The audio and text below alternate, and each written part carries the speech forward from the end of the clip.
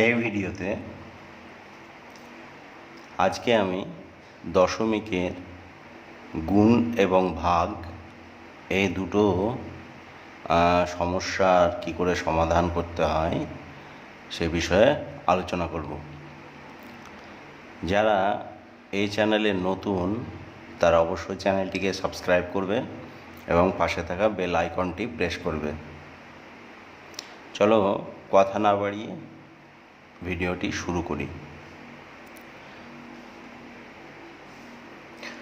ভগ্নাংশের গুণ এবং ভাগ শেখার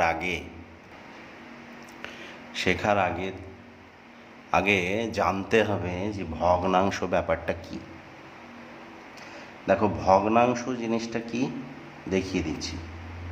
ভগ্নাংশ দেখতে এরকম হয়। ওপরে একটা সংখ্যা থাকবে, এখানে লব লিখলাম, হর লিখলাম।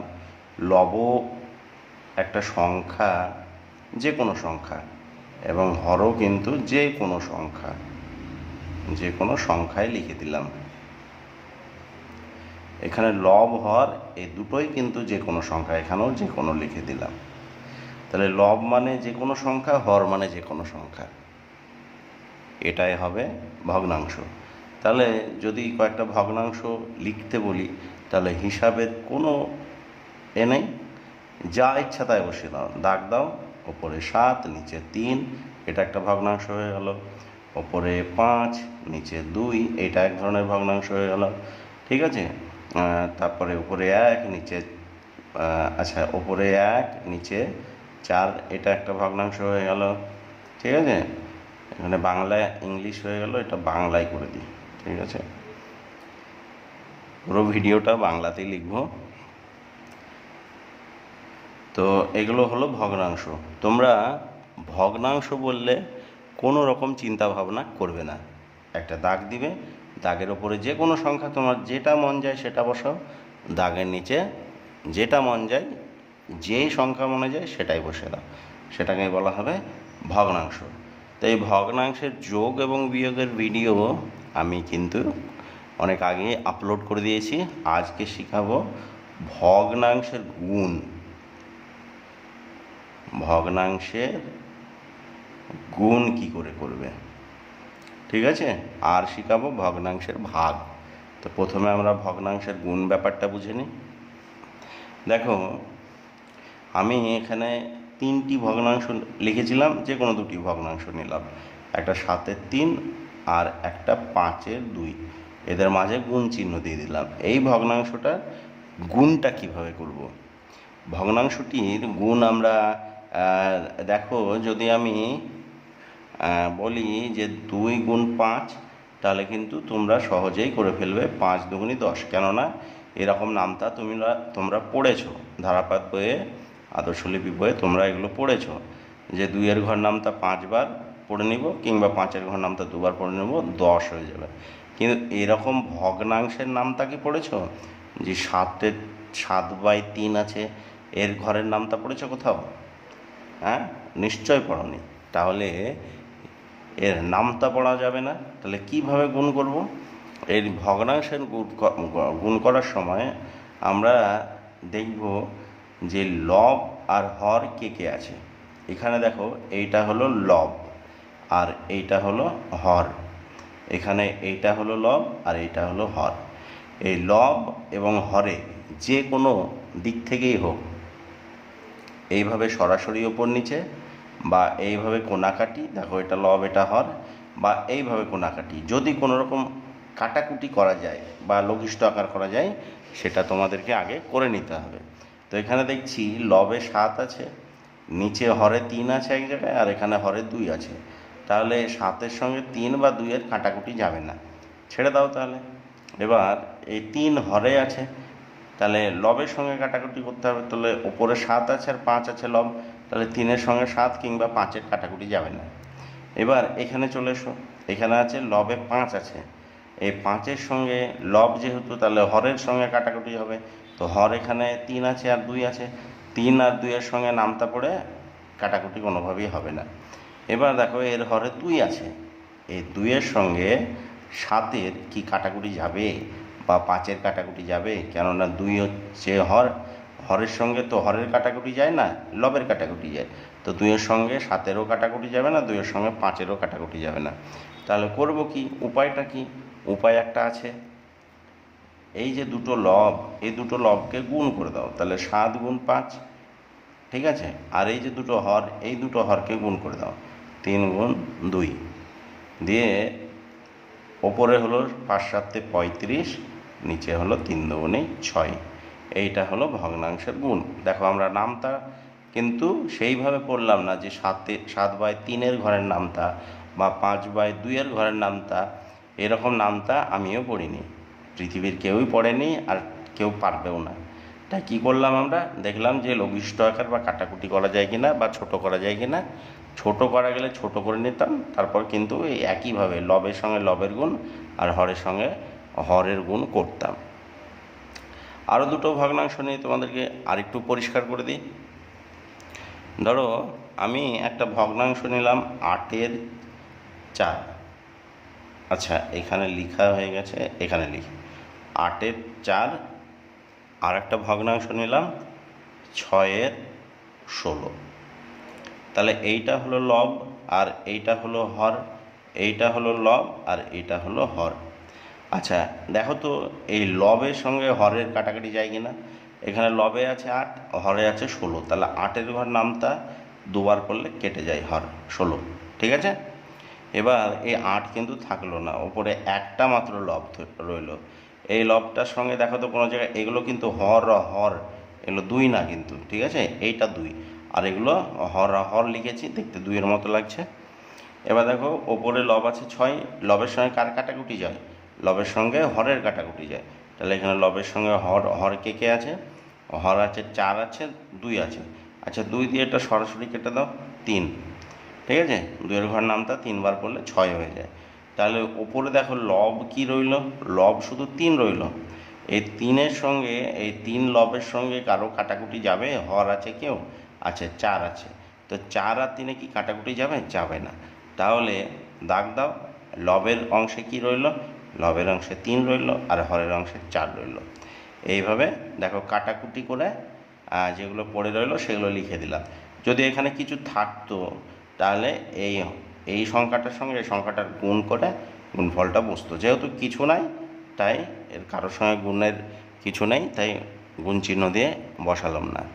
আশা করি তোমরা বুঝতে পেরেছ। ধরো আমি আর একটা সংখ্যা নিয়ে দেখাচ্ছি, আর একটা সংখ্যা নিচ্ছি।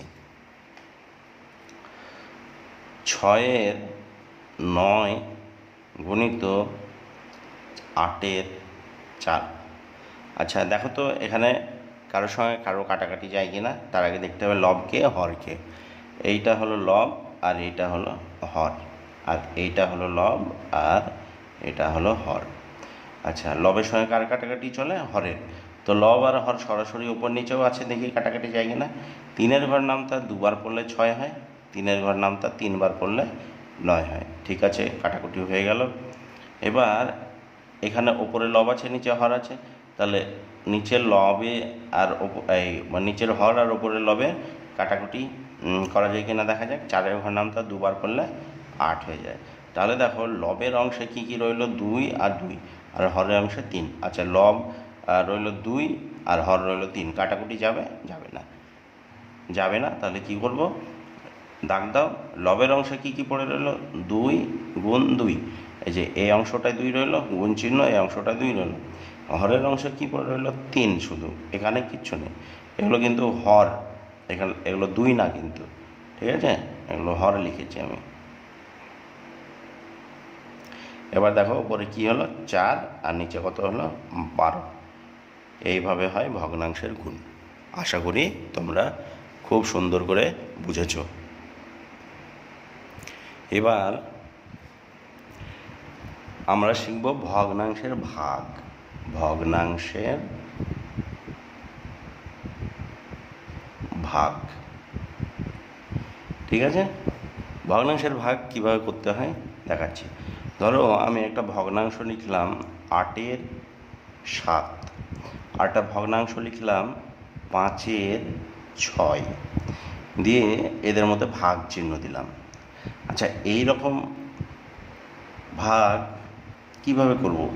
আমরা ভাগের যে ছোটোবেলায় যেভাবে ভাগ শিখেছি, যে ভাগ চিহ্নের এইদিকে যে সংখ্যাটা থাকে সেটাকে বলা হয় ভাজ্য, আর এই দিকে যে সংখ্যাটা থাকে সেটাকে বলা হয় ভাজক, তাই তো?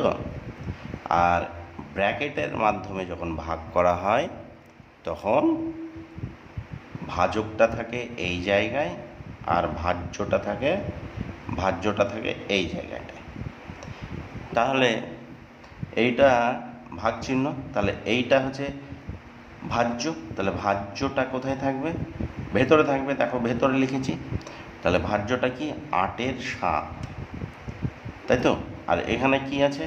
এই ভাগ চিহ্নের এ পাশে ভাজক আছে, ভাজক কোথায় থাকে? ভাজক থাকে বাইরে, তাহলে 5-এর 6। আচ্ছা দেখো তো, এইরকম ভাগ কোথাও দেখেছো তোমরা? এইভাবে 5/6 নামতা কোনো জায়গায় পড়েছো? আর সেই নামতা পড়ে কি 8/7 আসবে?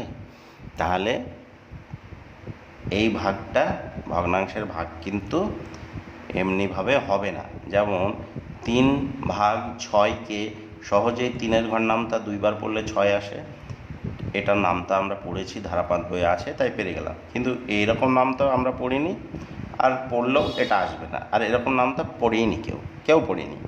তাহলে কি করব? এই ভাগগুলো কি করে করব?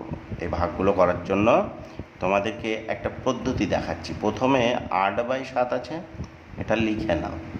এই ভাগ চিহ্নটাকে গুণ চিহ্ন করে দাও। আর যেহেতু ভাগ চিহ্নটাকে গুণ চিহ্ন করেছো, তার জন্য এই ভাগ চিহ্নের এই পাশে যে ভাজকটা আছে সেটা উল্টে যাবে, 6টা উপরে 5টা নিচে। আচ্ছা দেখো তো, ছিল ভগ্নাংশের ভাগ আর হয়ে গেল কি ভগ্নাংশের গুণ। এবার ভগ্নাংশের গুণ তো তোমরা একটু আগেই শিখলে, তাই তো? তাহলে কি করবে? দেখো ল আর হরে কাটাকুটি যায় কিনা? এইভাবে যাবে না, এইভাবেও যাবে না, এইভাবেও যাবে না।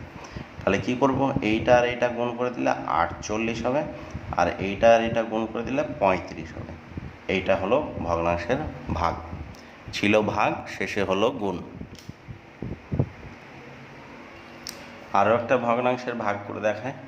এই যে ভাগ চিহ্ন দিলাম, এদিকে একটা ভগ্নাংশ দিলাম, আর এইদিকে একটা ভগ্নাংশ দিলাম। ভগ্নাংশ লেখার সময় কোনো রকম চিন্তা ভাবনা করবে না, একদম স্বাধীনভাবে, স্বাধীন ভারতে যেমন আমরা মুক্ত চিন্তার অধিকারী সব, সেইভাবে যা ইচ্ছা বসিয়ে দাও। এবার এইভাবে এই যে ভাগটাকে কি করে করব? ওইভাবে ব্র্যাকেট দিয়ে তো করা যাবে না, বা বন্ধনী দিয়ে তো করা যাবে না। তাহলে করব কি আমরা? প্রথমে যেটা আছে সেটা লিখে দেব, তারপরে এই যে ভাগ চিহ্নটাকে গুণ চিহ্ন করে দেবো। তারপরে করব কি? এইটা উল্টে যাবে, 3-এ 5 হয়ে যাবে। দেখো, ছিল ভগ্নাংশের ভাগ, শেষবেলায় হয়ে গেল কি ভগ্নাংশের গুণ। গুণ করা তো তোমরা এখনই শিখে গেলে।